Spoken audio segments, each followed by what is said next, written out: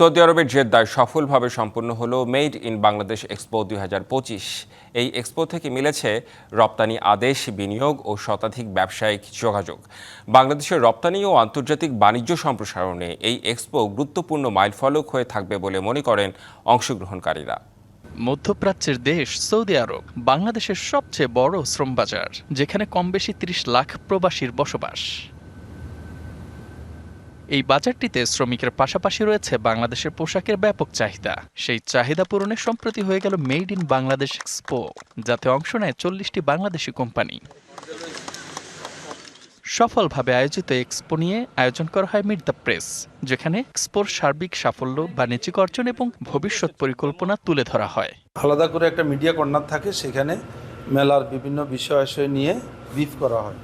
তো এই জিনিসটা ছিল না। আমাদের বাংলাদেশি কোম্পানিগুলো স্বতঃস্ফূর্তভাবে অংশগ্রহণ করেছে। ধন্যবাদ আপনাকে, আপনি চেষ্টা করছেন বাংলাদেশকে রিপ্রেজেন্টেটিভ করার জন্য। আমরা যে মেড ইন বাংলাদেশের অনেকগুলো প্রোডাক্ট থাকে, তেমন বেশি কিছু প্রোডাক্ট খুঁজে পাইনি। সাংবাদিকদের সাথে মত বিনিময় করেন মেড ইন বাংলাদেশ এক্সপোর প্রতিষ্ঠাতা মোহাম্মদ লিটন আহমেদ। বাংলাদেশের রপ্তানি ও আন্তর্জাতিক বাণিজ্য সম্প্রসারণে এটি গুরুত্বপূর্ণ মাইলফলক হিসেবে উল্লেখ করা হয়।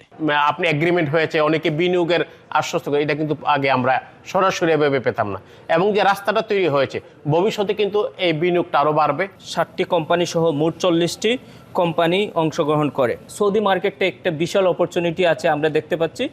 সেইখানে আমরা রোল প্লে করতে পারি।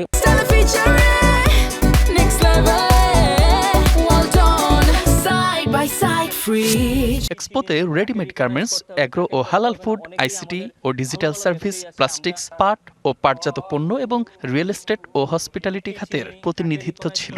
অনেক আরাবিয়ানরা এখানে উপস্থিত ছিল। সেক্ষেত্রে আমরা প্রাউড ফিল করেছি যে আমাদের দেশের ব্র্যান্ড আছে। মেড ইন বাংলাদেশকে প্রমোট করার জন্য আপনি যেটা করেছেন, আপনাকে অসংখ্য ধন্যবাদ। আয়োজকদের পক্ষ থেকে জানানো হয়, নিশ্চিত রপ্তানি আদেশ মিলেছে $4,75,000 মার্কিন ডলারের, আর রিয়েল এস্টেট ও হসপিটালিটি খাতে নিশ্চিত বিনিয়োগের আশ্বাস মিলেছে $5,46,000 মার্কিন ডলারের। DBC news desk.